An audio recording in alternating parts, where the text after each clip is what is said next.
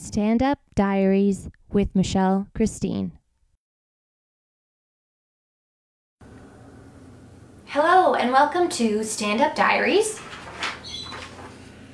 Entry 154, and this one's called What's Next? And it's actually March the, oh crap, what day is it today? The 24, no.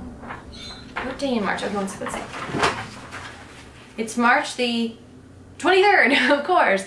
I was about to say that. Anyways, and I drew some little flowers here on the bottom because spring has just sprung. It doesn't feel like that. It's -2 out. We got our asses kicked to us in February. It was the coldest February on record. It tied, I think, with a year in 1895. And because Toronto's a city now, we have all this pavement and there's like these urban heating effects when you have all this kind of development. So the fact that it was as cold as it was in 1895 is actually a really true testament to how cold it was here in February, and it was awful. I didn't make one stand-up diary in February, and that's not actually because of that. I don't know, that's more of an excuse than a reason, but I didn't make any in February, and now it's March, and March is almost gone, which is pretty crazy. So I wanted to kind of give an update on what my life has been like since the tour.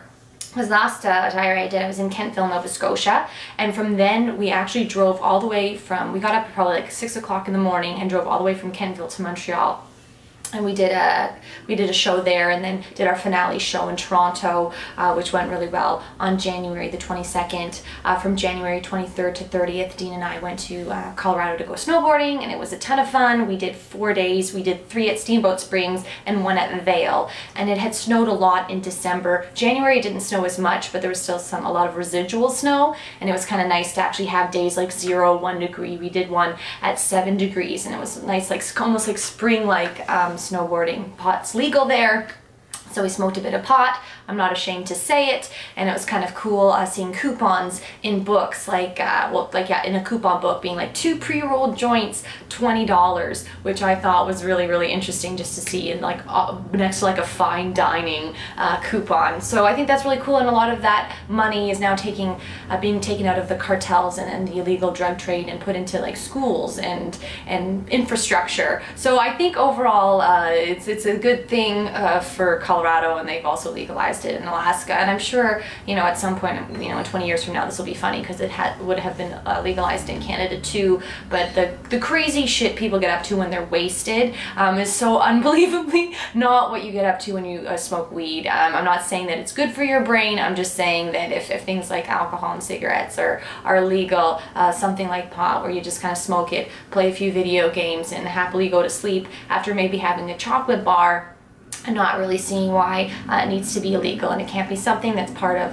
the tax community and help out some good things instead of, you know, these illegal drug empires. Anyway, that got weirdly political, which is fine. Okay, so moving on. So we got back from Colorado, and it was nice. I didn't do any stand-up for that entire week, because sometimes you have to just get away. I'm just gonna have this quick sip of my tea. Oh, Kuza's right beside me too.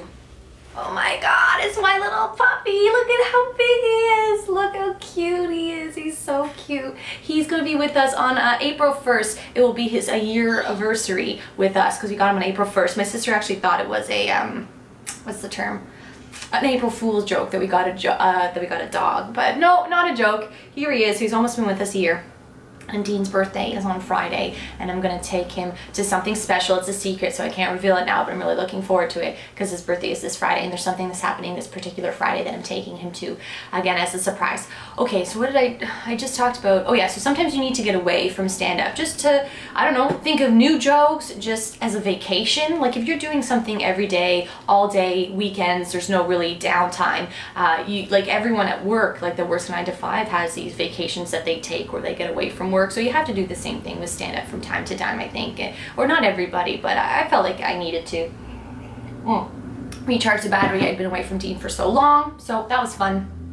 And then I got back into the city, and really you have nothing else to do but just get back into the open mics. You're not going to come back to the city and get you're gonna have to work to get longer stage time, because we were doing 30 minutes a night and we did 60 tour dates, which is a lot. I have so much practice doing 30-minute sets now, and I could just kind of rattle them off. Like it was all memorized, and I really was comfortable doing it by the end of the tour. And then you come back and you only get to do 5 minutes at open mics. But that's something you have to understand is going to happen. You can't just be like a diva and be like, well, I did all these long sets, just give me long sets. No, you have to still prove yourself. And also, coming back, you actually get to write new material, because I didn't really write new material on tour, because you're getting paid for all the shows you do and you want to put your best foot forward at colleges and universities and ski resorts. You want to be asked back. So you're going to do your best stuff, not the stuff that you just thought of that day. Like, oh, I saw a moose. I actually didn't see a moose. I wish I had of, but no moose all across Canada. The moose population is obviously in decline. But anyway, so you're not going to say something you just thought about at these really important shows. You might kind of throw out a bit of new jokes within your solid sets, but definitely not going to wing it. So I felt like a bit like, oh, I want to write new material. So when I got back and I just had these 5-minute sets, I thought, well, instead of saying any of the stuff I was saying on tour, now's the time I can write new material. And then I don't mind that it's only a 5-minute set, because the set might not go very well, or this is all just like new concepts that I'm excited to say and that I haven't really got strung into a longer set anyway, so I don't feel like I'm losing anything. So I just started slamming the open mics and just doing a bunch of new material and enjoying it. And then I thought, well, what's next, right? That's the title of this journal entry, diary, whatever. Because I'm always trying to look forward. Like, what do I want to do? What am I pushing towards? What's a risk that I can take? Because I like taking risks. I really do. So I thought, well, I run this weekly open mic at the Ossington every Monday. It's at 8. It goes sometimes till 1:30 in the morning, depending on the night, how many comics come. But it's purely an open mic. Anyone can show up, anyone can go on, and that's fine, but it's hard to build a consistent audience, because say someone comes and they enjoy a couple hours of it, but they still don't want to stay for 4 hours, so they're going to leave, and they might not be like, well, I'll definitely be back, because, you know, they don't know who they're going to see, the consistency isn't there, but I could tell that they still enjoyed parts of it. So I thought about it, and I thought, well, what if I keep it as an open mic, but the open mic starts at 10 p.m., so from 10 p.m. till 2 a.m., anyone can show up, anyone gets on, but how about from 8 to 9:30?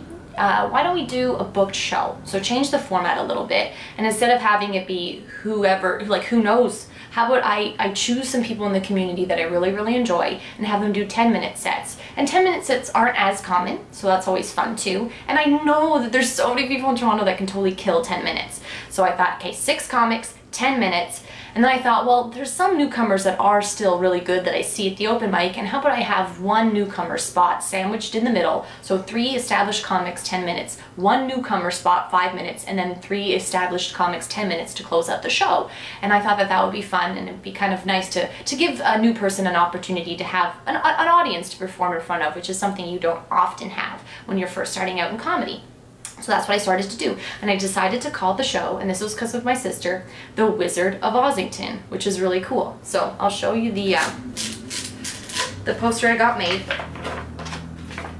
This is a bunch of them, so, and it's kind of rolled up, so it kind of sucks. But anyways, it's like the Wizard of Ossington comedy show. I got myself dressed up as Dorothy, and then my friend Wojtek in Qatar made it every Monday at the Ossington, which is 61 Ossington Avenue at 8 p.m. And I think overall, there's probably some glare there. It came out really well, and I was really excited about it. So this is Monday, so the 4th show is this Monday. And so far, the response has been really great. We've had 3 packed shows, which is incredible.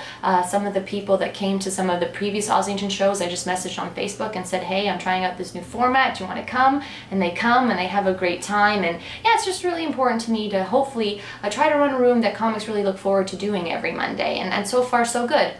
And I'll quickly just say this last thing before, I think I only get 10 minutes on this thing before it cuts out. I can't believe I'm already almost there. But I did my first 40-minute set a few nights ago at St. Lawrence College. I decided when I came back from the tour just to keep calling, and I called every university and college in Ontario and booked myself at St. Lawrence College in Kingston to do my first 40-minute set, like I said, and it went really well. I had 10 minutes of new material that I'd written from coming back to the tour. I added that to my 30 that I already had solid, and I had an absolutely great time. So yeah, just keep on creating opportunities if you can't find your own, and this has been your next edition of Stand Up Diaries. I have been Michelle Christine.